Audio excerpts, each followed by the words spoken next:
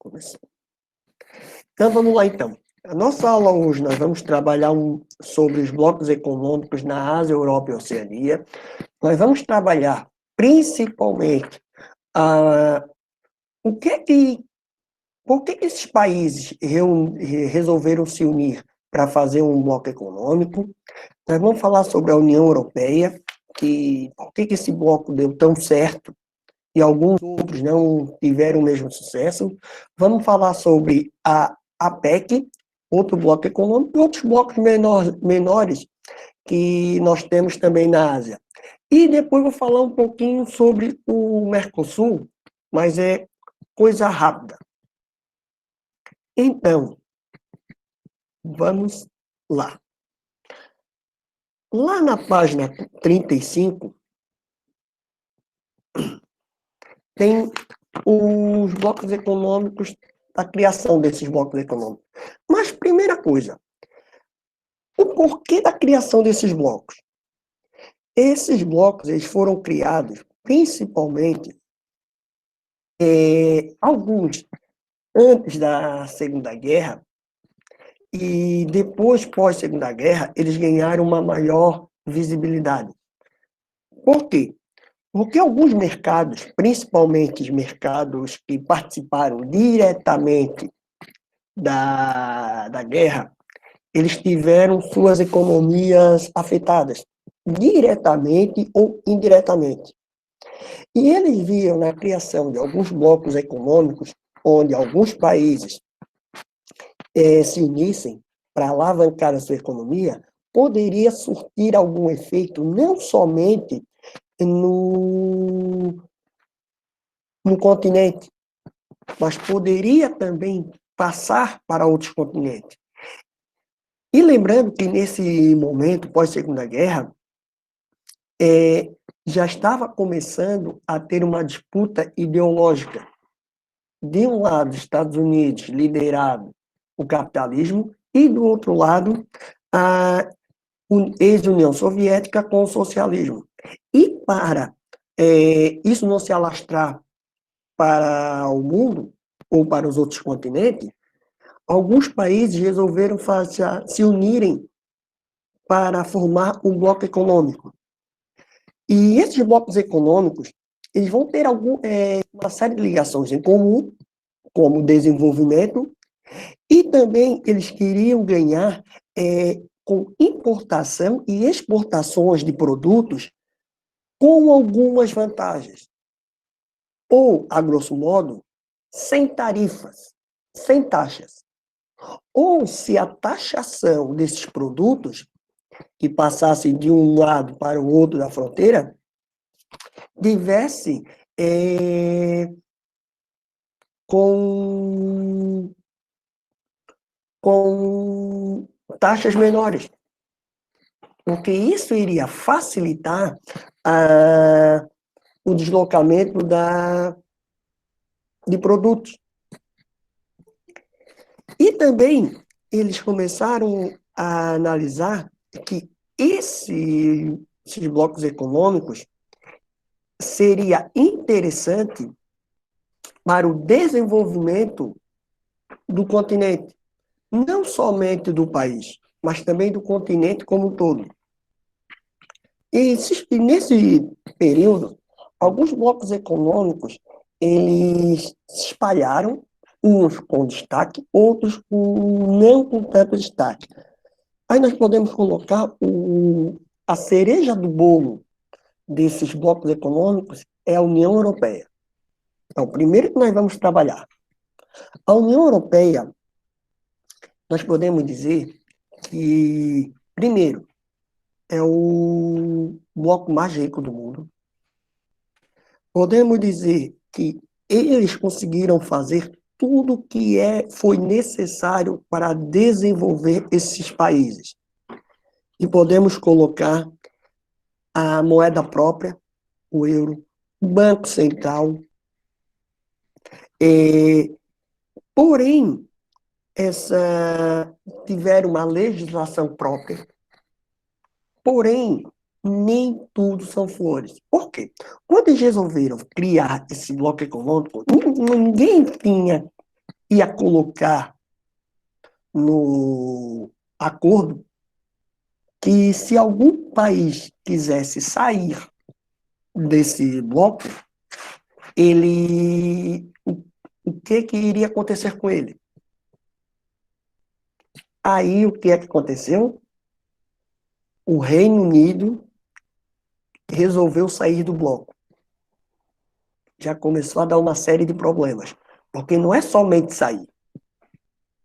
Tem que ter uma série de critérios que não estava estipulado na legislação que quando eles fizeram. Aí vamos lá.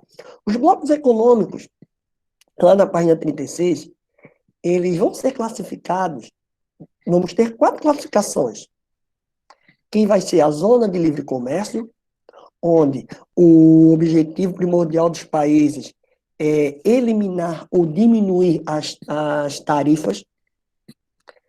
Pode ser um novo modelo, pode ser uma união aduaneira, onde eliminação de tarifas, porém uma abertura de mercado interno e políticas comuns. Pode acontecer isso? Pode. Pode ter um mercado comum entre eles e também pode ter a união monetária, que é onde eles podem ter uma moeda única para todos os países que compõem esse bloco econômico. Mas nós sabemos que na Europa quase tudo deu certo. Porém, a única coisa que não deu certo foi a legislação agora, e deveriam ter colocado numa cláusula, se o país resolvesse sair, como é que ficaria? E não foi colocado. Então, agora estão tendo um problema sério com o Reino Unido. O Reino Unido estão tendo um problema que... Como que ele vai sair? Ele vai sair de uma hora para outra? Não vai pagar nenhuma taxa? E o porquê que ele quer sair?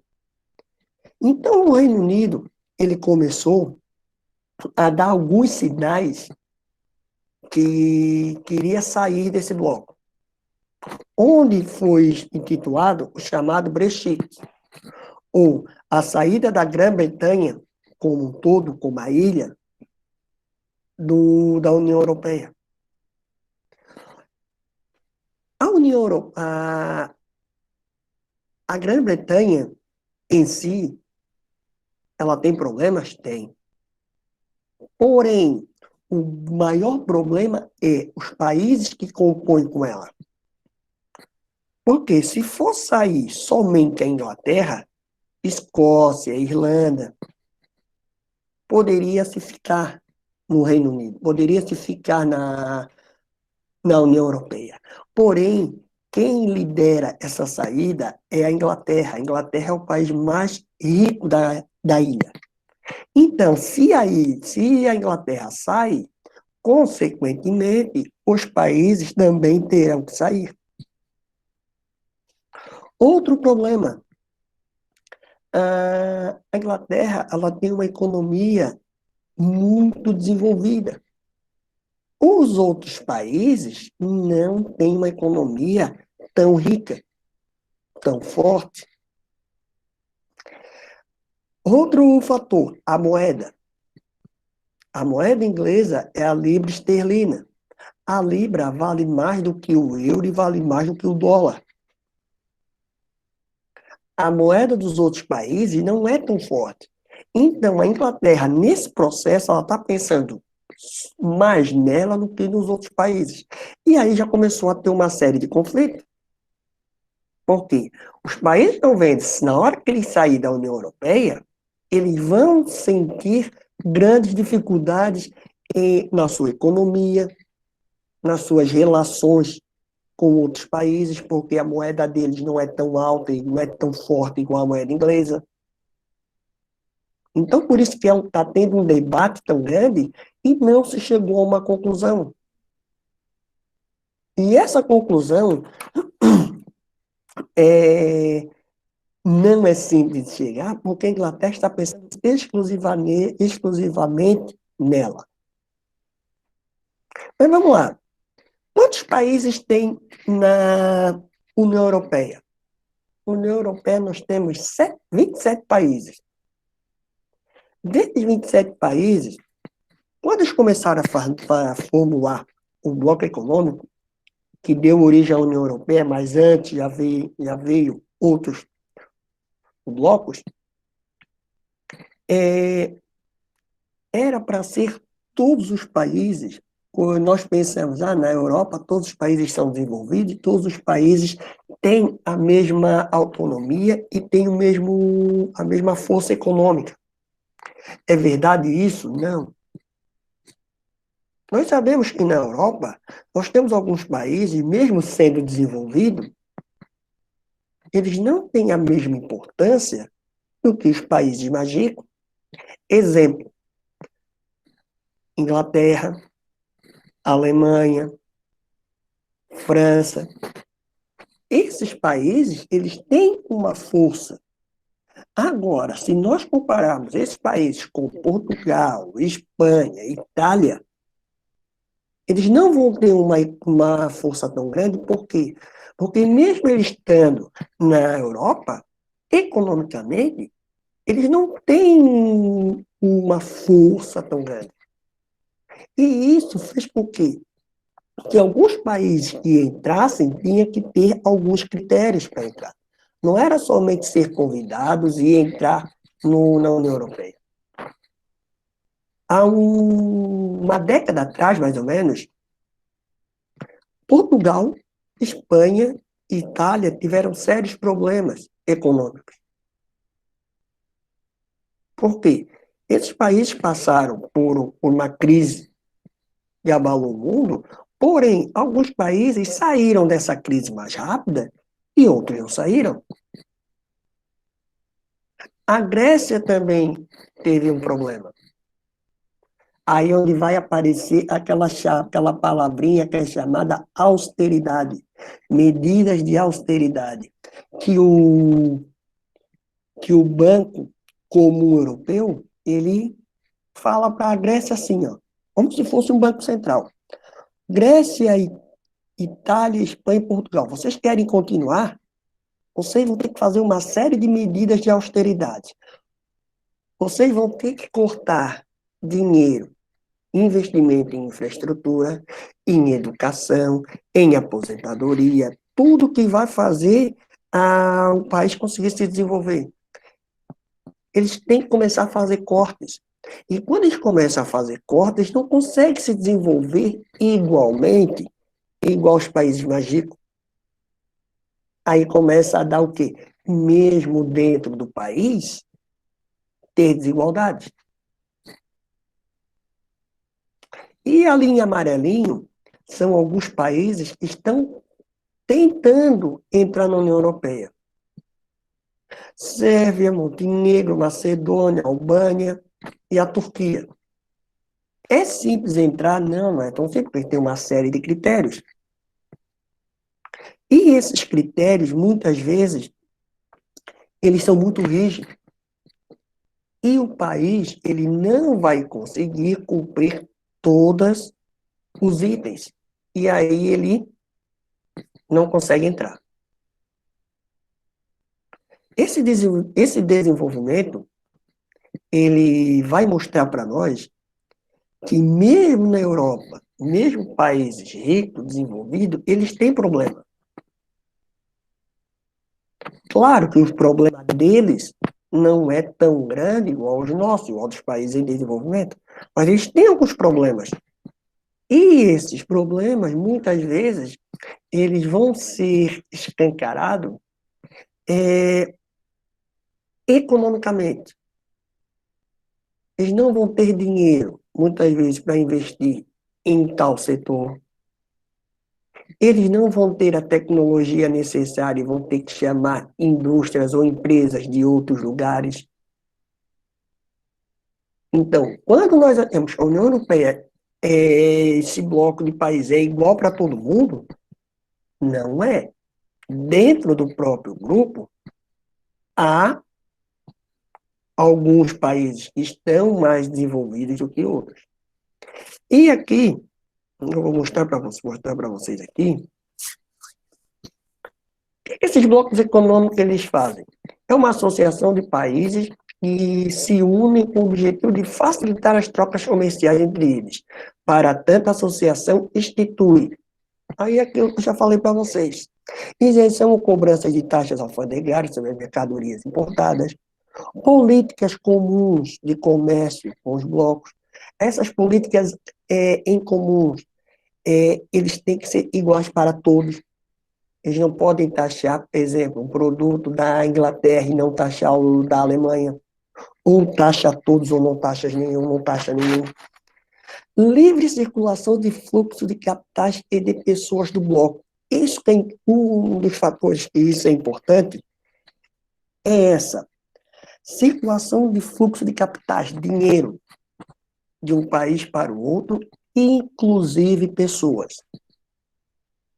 Pessoas que saem da Inglaterra e vão para a Alemanha não precisam de passaporte.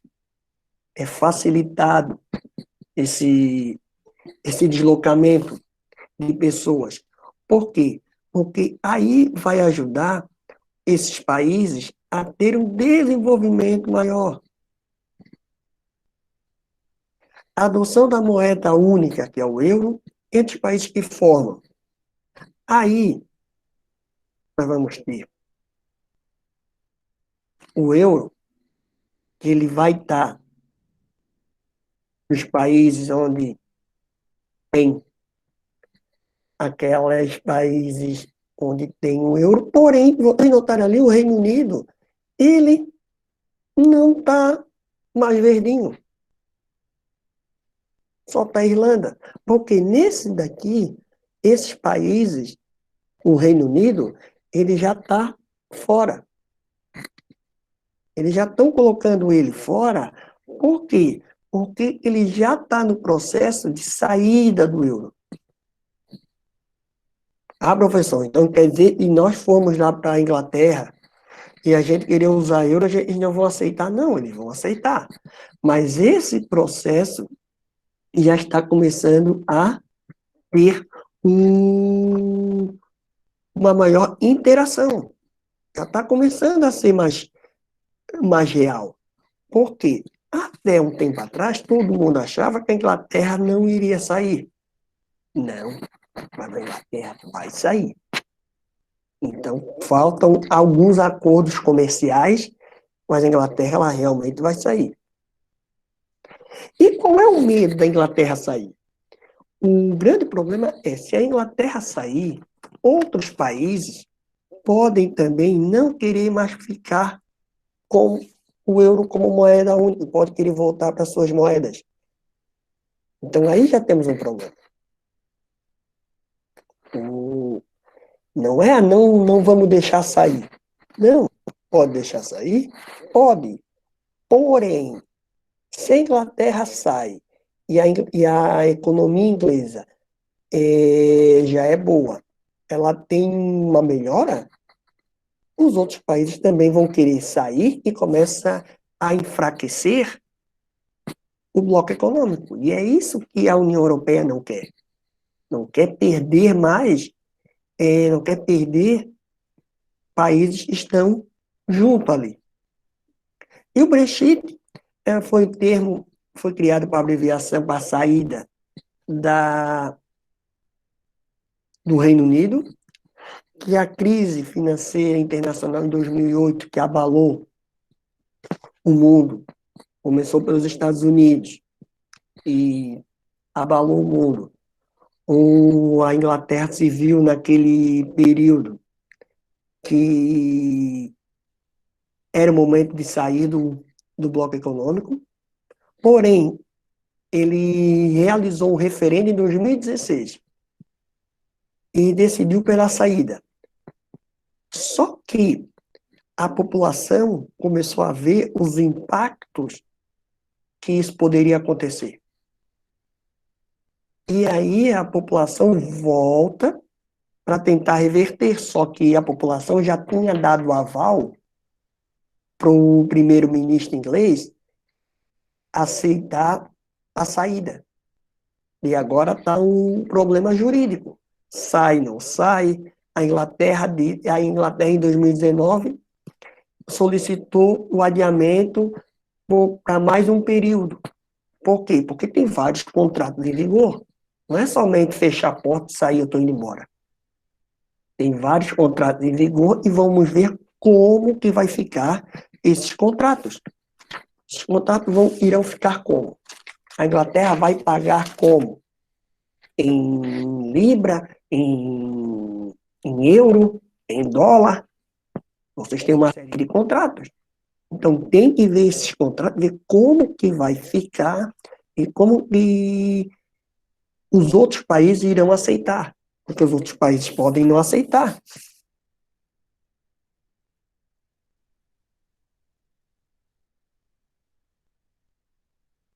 E, lá na página 39, vai falar sobre a APEC. O que é a APEC? É a Cooperação Econômica Ásia-Pacífico.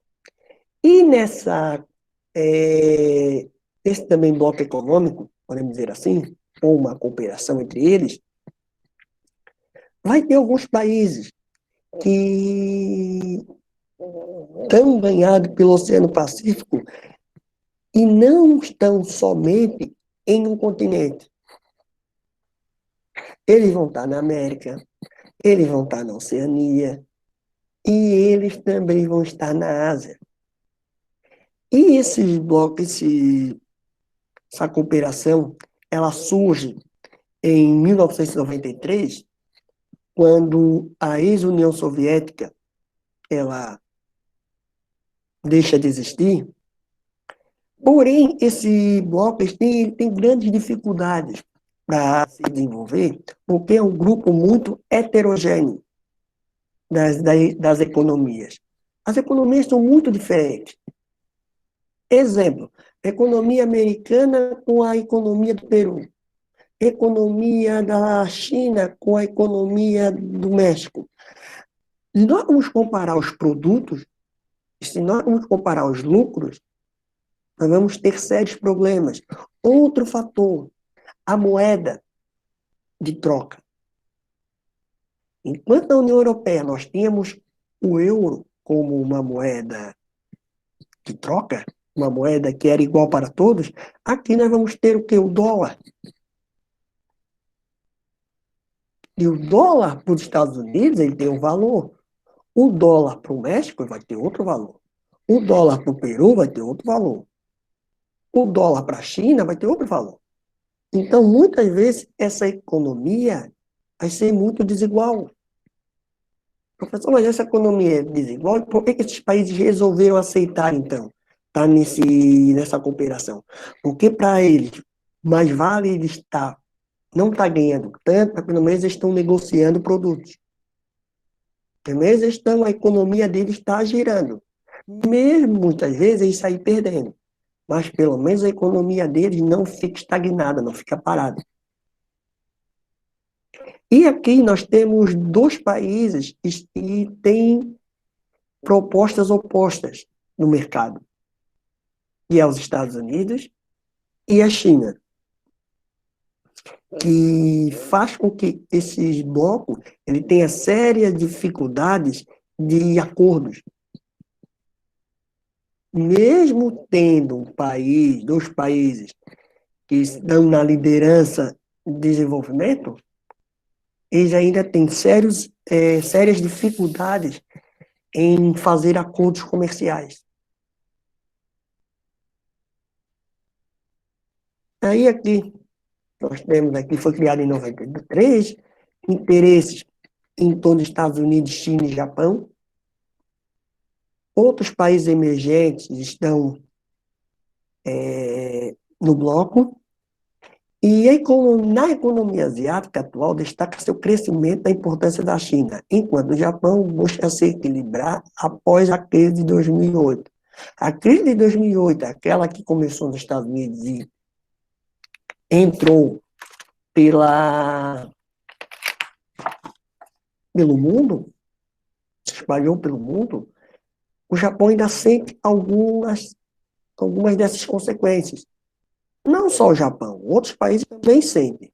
Só que o Japão, por ser uma ilha, por não ter muita matéria-prima, sofre mais do que outros países. E mesmo com isso tudo,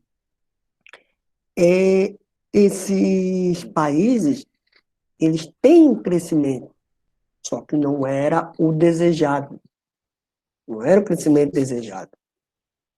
Mas eles ainda sentem essa crise.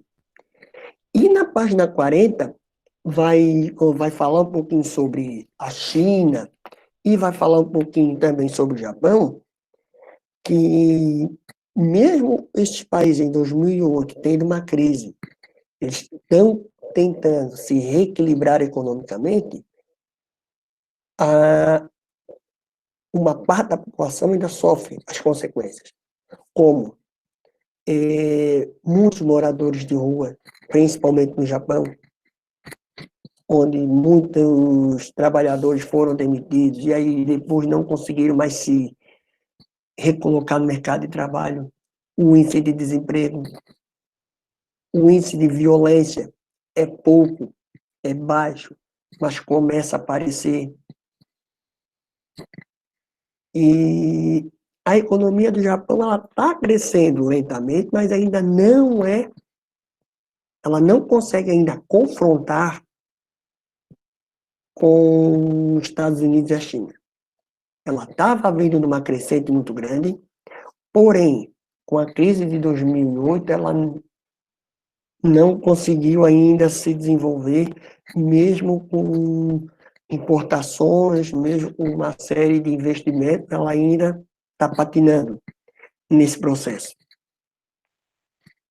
E na página 41, nós temos alguns outros blocos, e nós podemos falar que são blocos menores, que é o ASEAN, Associação de Nações do Sudeste da Ásia, e são alguns países, porém, eles buscam desenvolvimento econômico entre eles e também cultural.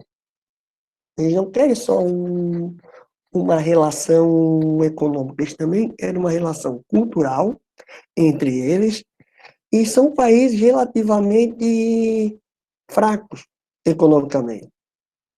E ali nós vamos ter Brunei, Camboja, Singapura, Filipinas, Indonésia, Laos, Malásia, Mianmar, Tailândia e Vietnã. Não é uma economia muito forte. Foi fundada e surgiu em 69, mas o caráter sociocultural somente a partir de 1992. Então não tem um apelo tão grande. E nós temos a CI, que é a Comunidade dos Estados Independentes, que quando a ex-União Soviética ela deixa de existir, ela se desintegrou, e aí começou a ter uma série de países, esses países estavam muito ligados à ex-União Soviética, ao socialismo. Para eles conseguir se manter no mercado, eles tiveram que se unir. Então, eles montaram esse bloco econômico, porém, a influência da Rússia ainda é muito grande, porque a Rússia ainda consegue controlar e consegue verificar o que é que os países estão desenvolvendo. E isso é muito ruim. Por quê? Porque a ex-União Soviética controlava isso tudo. Aí acaba a ex-União Soviética, aí eles começam a se tornar independentes, eles começam a se unir, a Rússia, ela está sempre monitorando. Então há sempre uma apreensão entre eles, porque eles não conseguem realmente se desenvolver de uma forma totalitária. Vai ser sempre em partes. E isso é muito ruim, é muito prejudicial para todo o bloco econômico. Os Estados Unidos faz isso com os blocos econômicos do continente americano. A China ela faz isso também com esses outros blocos menores, porque eles estão vendo que há uma possibilidade desses países se unirem e se desenvolverem mais do que eles. Então, por isso que eles ficam sempre de olho para ver o que é que está acontecendo de interessante para eles buscarem acordos comerciais. Porque esses acordos comerciais é que são importantes para o desenvolvimento desses blocos econômicos.